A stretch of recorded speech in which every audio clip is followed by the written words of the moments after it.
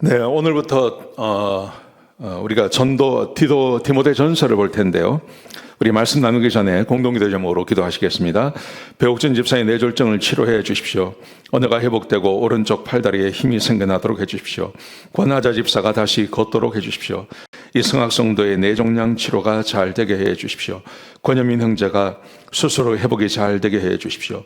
김에브라임 형제가 신장 이식 수술 후 회복이 잘 되게 해 주십시오. 김시 집사가 걷도록 해 주십시오. 오수요 선교사의 건강을 회복시켜 주십시오. 데이비박 형제의 건강을 회복시켜 주십시오. 노승호 집사가 항암 치료를 잘 이겨내도록 해 주십시오. 함지호 장로가 항암 치료를 잘 이겨내도록 해 주십시오. 예수님의 이름으로 기도합니다. 아멘. 네, 오늘부터 전도서를 같이 보는데요. 오늘 전도서 본문의 말씀은 전도서 1장 1절에서 11절까지 말씀입니다. 우리가 디모데전서, 전도서가 아니고 디모데전서를 말합니다. 디모데전서는 사도 바울이 디모데에게 쓴 편지입니다. 사도 바울이 감옥에 로마 감옥에 1차로 투옥되었다가 나와서 아마도 62년에서 64년 정도로 보는데요. 마게도니아로 가서 아마 거기서 편지를 썼다 그렇게 봅니다. 현재 이 디모데는 어디에 있냐 하면 에베소 교회 가운데 있습니다. 에베소 교회는 사도 바울에게 굉장히 중요한 교회죠. 그래서 사도 바울이 3년을 목회를 하고 그 에베소 교회를 떠나면서 자기의 제자, 자기의 영적인 아들이라고 한 디모데를 그 에베소 교회의 목회자로 세웠습니다. 근데 사도 바울이 떠난 다음에 이 에베소 교회에 문제가 생깁니다. 여러 가지 영적인 문제가 생기죠. 이단이 들어오기도 하고 또 여러 가지 교회 내부에 문제가 생기고 해서 사도 바울은 에베소서를 씁니다. 그리고 따로 디모데에게 이 디모데전서 후서를 보내어주는 것입니다. 디모데전 후서를 읽어보면 우리가 신앙생활을 어떻게 해야 하는지에 대한 교훈을 우리는 찾을 수 있습니다. 목회자들에게는 목회를 어떻게 해야 되는지라는 교훈이라면 우리 성도들에게는 어떻게 신앙생활을 해야 하는지에 대한 교훈이 기록되어져 있다고 생각합니다. 오늘 본문에 보시면 몇 가지를 이야기합니다. 먼저 디모데가 어린 나이에 이 에베소 교회를 담임하게 되었어요. 그러자 사도 바울은 디모데의 권위를 먼저 세워주는 일을 합니다. 이렇게 말을 합니다. 1장 1절에 보시면요. 그리스도 예수의 사도된 바울은 믿음 안에서 참 아들 된 디모데에게 편지하노라. 디모데의 권위를 세워주는 방법으로 자기가 누군지를 설명하는 것입니다. 자기는 그리스도 예수의 사도라고 이야기하죠. 사도는 반드시 모든 사람에게 다 쓰는 말이 아닙니다. 사도라는 말은 반드시 예수님께 직접 가르침을 받은 사람들만 사도라는 말을 씁니다. 성경에서요. 그런데 이 바울은 사실은 사도가 아니지 않습니까? 예수님께서 살아계셨을 때 함께 예수님을 따랐던 제자가 아니니까요. 그렇지만 예수님께서 승천하시고 그 후에 사도 바울이 예수님을 믿게 되죠. 그 이후에 예수님께서 그를 찾아오셔서 사마리아 사막에서 또 그를 부르시는 그 과정에서 직접 그를 부르시고 아라비아 사막에서 그를 가르치시고 했기 때문에 사도 바울은 내가 사도다 그렇게 말하는 겁니다. 그런데 이런 사도된 바울이 인정하는 사람이 디모데라는 겁니다. 그래서 디모데의 권위를 세워주고 있습니다. 그 다음에 두 번째 보시면 디모데의 사역의 목적을 이야기합니다. 그 목적은 잘못된 가르침에서 벗어나라는 것입니다. 3절부터 4절까지 말씀해 보시면요. 내가 너를 권하여 에베소에 머물라고 한 것은 어떤 사람들을 명하여 다른 교훈을 가르치지 말며 신화와 끝없는 족보에 몰두하지 말게 하려 함이라. 교회의 참된 위기, 교회의 위기가 뭘까 하는 것입니다. 사람이 줄어드는 것, 아니면 전도가 잘 되지 않는 것, 교회가 핍박을 받는 것, 여러 가지가 있을 수 있습니다. 여러분, 그런데 교회의 진짜 위기는 다른 것 아닙니다. 교회는 잘못된 가르침이 들어와서 그 교회를 오염시키면 아무리 많은 사람이 모여도 또 예배를 늘 드리는 교회가 된다 하더라도 그 교회는 더 이상 교회가 되지 못합니다. 그래서 사도 바울이 다른 교훈을 가르치지 말고 신화와 끝없는 족보에 몰두하지 말라. 이걸 위해서 사도 바울이 디모데를 에베소 교회에 세웠다. 그렇게 말씀하고 계시는 것입니다. 여러분, 잘못된 교훈, 다른 교훈, 또 신화와 끝없는 족보, 이것은 어느 시대나 어느 교회나 교회를 오염시키는 것입니다. 그 시대에 유행하는 교훈이 있죠. 그 교훈이 교회에 들어오면 교회를 오염시키는 것입니다.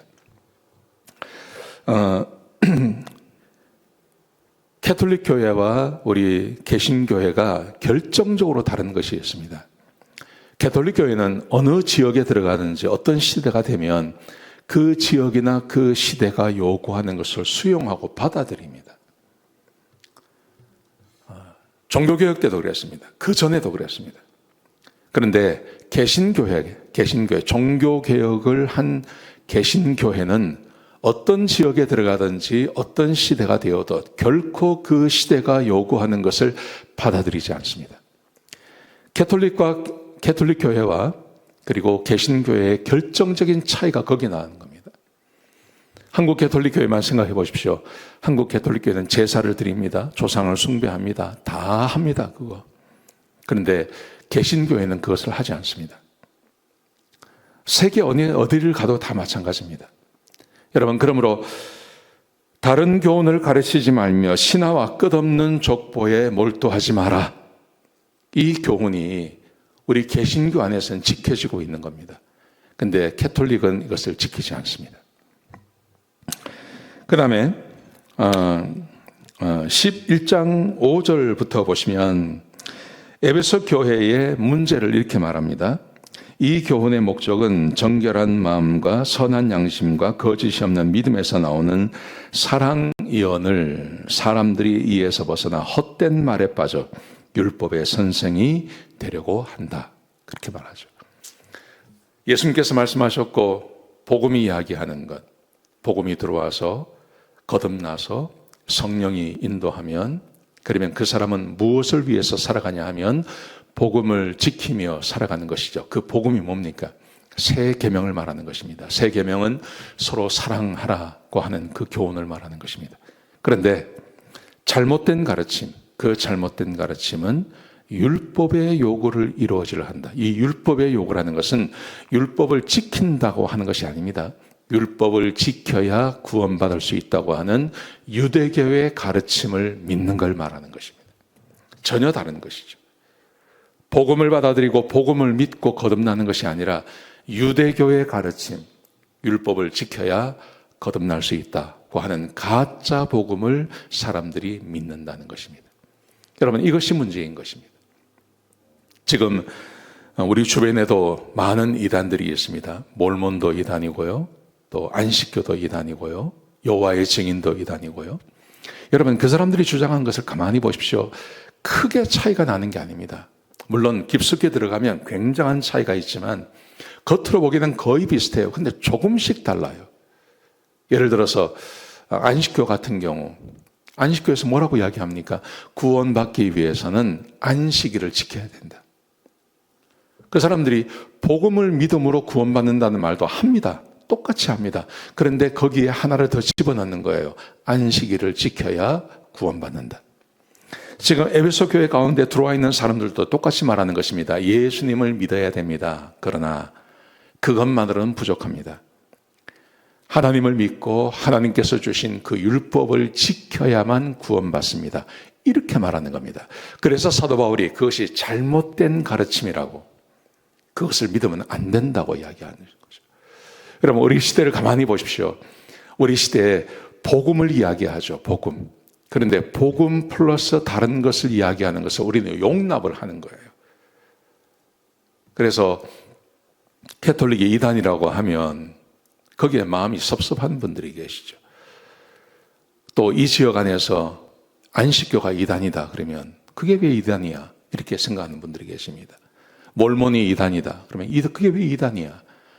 또 여호와의 증인이 이단입니다. 그러면 그게 왜 이단이냐고 그렇게 생각합니다. 여러분, 우리는 내 생각이나 내 마음이나 내 심정이나 내가 생각하는 것이 중요한 게 아닙니다. 우리의 기준은 언제나 성경이 되어야 합니다. 지금 사도 바울이 그 기준을 정확히 이야기해 주고 있는 것입니다. 다른 율법을 지켜야 구원을 받을 수 있다고 하는 유대교의 주장, 이 주장이 이 에베소 교회 가운데 스물스물 들어오고 있는 것입니다. 그것에 대해서 그게 이단이고 그게 잘못되었음을 우리에게 말해주고 있는 것입니다. 이게 에베소 교회의 문제입니다. 여러분,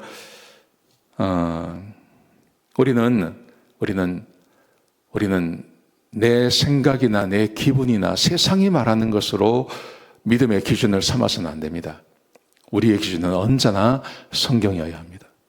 그래서 성경으로 돌아가고 성경이 말하는 것만 우리는 믿어야 합니다. 그게 구원의 조건입니다. 그런 사람이 구원받을 수 있습니다. 그렇지 않고 굉장히 스펙트럼이 넓고 마음이 넓고 이것저것 다 받아들이고 굉장히 좋은 것 같지만 그렇지 않습니다. 아주 좁은 길입니다. 예수 믿고 구원받는다는 것은 굉장히 좁은 길입니다. 넓은 길이 아니라 좁은 길입니다. 이 말씀 꼭 기억하셨으면 좋겠습니다. 네, 기도하시겠습니다. 하나님, 우리에게 귀한 말씀 주시니 감사합니다. 아버지 하나님, 사도 바울이 생각하는 그 교회, 그리고 우리가 생각하는 교회가 하나 되게 하여 주옵소서. 사도 바울처럼 교회를 바라보게 하여 주옵소서. 구원을 바라보게 하여 주옵소서. 감사합니다. 예수님의 귀하신 이름으로 간절히 기도드렸습니다. 아멘.